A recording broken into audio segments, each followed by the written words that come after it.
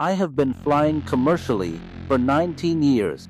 I want you to understand what that means before I tell you anything else. 19 years means I have done this job long enough that the fear is gone, not suppressed, gone. The first time you push an aircraft through a cloud bank at 500 feet per minute, your hands are tight on the controls. By year 3, you are eating a sandwich. By year 10, turbulence is background noise. The job does that to you. It removes the mystery. It replaces it with procedure.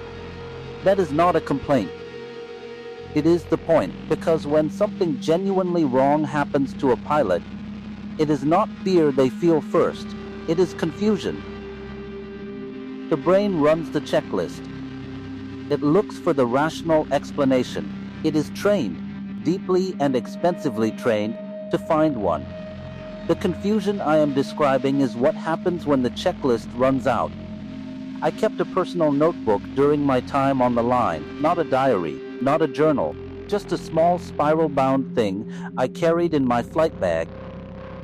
The same bag I have used for 11 years, worn at one corner where it rests against the same shelf in every hotel room. When something happened that I could not file cleanly, I wrote it down in that notebook. Not to process it, just to have a record, just to know I had not imagined it. By the time I stopped adding entries, there were 5 of them. Not 5 coincidences, not 5 misidentifications, 5 incidents that I reviewed, re-examined, cross-checked against available data, discussed with other crew members, and could not explain. I still have the notebook. The ink on the first entry has faded a little. The date is still readable. What is not readable anymore is the part where I wrote, next to the description of what happened, the words, "probably nothing." I crossed that out years later. I crossed it out hard enough to leave an indent on the page beneath it. That is where these stories begin.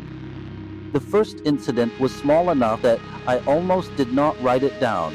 A positioning flight. 3 crew members on board. No passengers. An aircraft being ferried to maintenance across 2 states. The captain, a first officer I had flown with a handful of times before, and a Czech airman sitting in the jump seat with his reading glasses on, working through training paperwork the entire leg. We checked in with dispatch before departure. Standard call. Dispatch asked which 3 crew members were on board. I read back our names. There was a pause. Then the dispatcher said they showed 4 names on the release. We looked at each other. Counted. Looked again. 3. There were 3 of us. I knew every face in that cockpit. Dispatch said not to worry about it. Probably a data entry issue.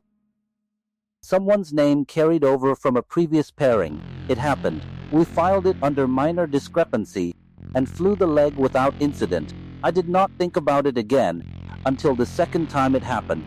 And the second time was worse, because the second time, the extra presence had weight.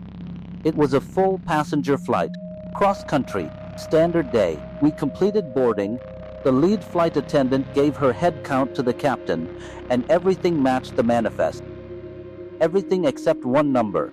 The weight and balance sheet showed the aircraft 180 pounds heavier than the passenger count justified. We pulled the numbers twice. The captain called down to the gate. Every passenger who boarded was accounted for. No extra boarding passes. No one unaccounted for. 180 pounds, belonging to no one. We flagged it as a load sheet error and departed. The flight was smooth. Nobody said anything more about it until we were parked, and the captain said he had never seen a weight discrepancy stay consistent across both independent calculations. Neither had I. That was the last normal thing I told myself for a while. The third incident involved sound. We were in cruise, overnight flight. Most of the cabin asleep. The cockpit voice recorder captured something during that segment that should not be there. I know this because I requested a copy of the data afterward. On the recording, Approximately 90 minutes into cruise, there is a voice. Not mine, not the first officer's, not a radio transmission. Because radio transmissions have a distinct audio signature, a compression, a frequency ceiling. This was uncompressed, close, as if someone were sitting in the empty jump seat directly behind us. The voice says 4 words. I have listened to it more times than I can count. I will not repeat what it says. The words are not the point. The point is that we were alone. The jump seat was empty. The cockpit door was locked from inside, and the log showed it had not been opened during that phase of flight. I reported it as an unidentified audio anomaly.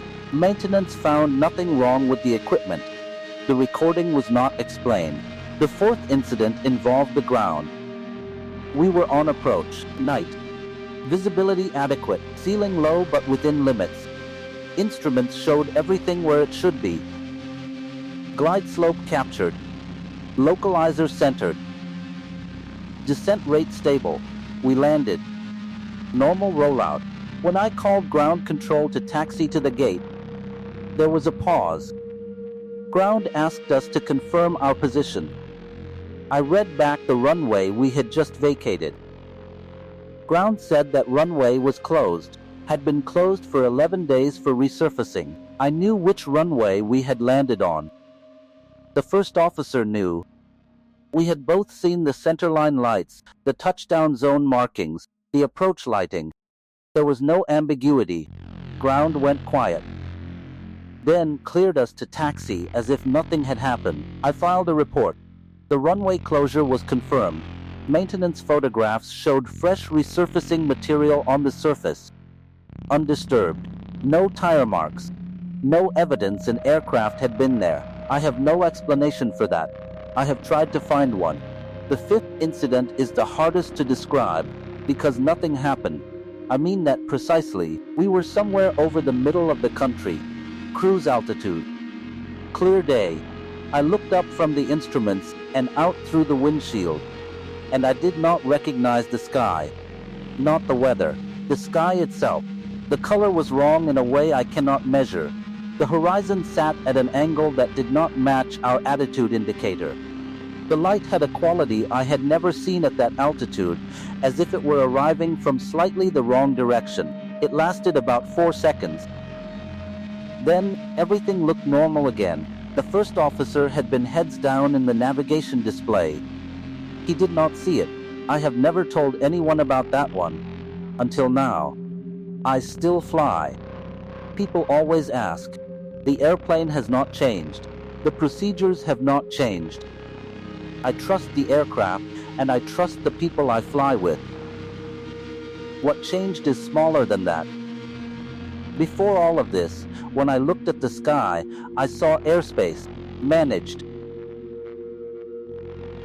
Now I see something that tolerates our presence most of the time. Most of the time. I do not know what that 4th name on the dispatch release was.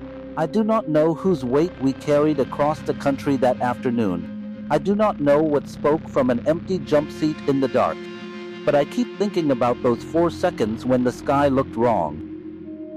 Because that incident had no mechanism, no data to examine, no report I could file, just the feeling, very briefly, that I was looking at something that did not know I was there. And then it remembered.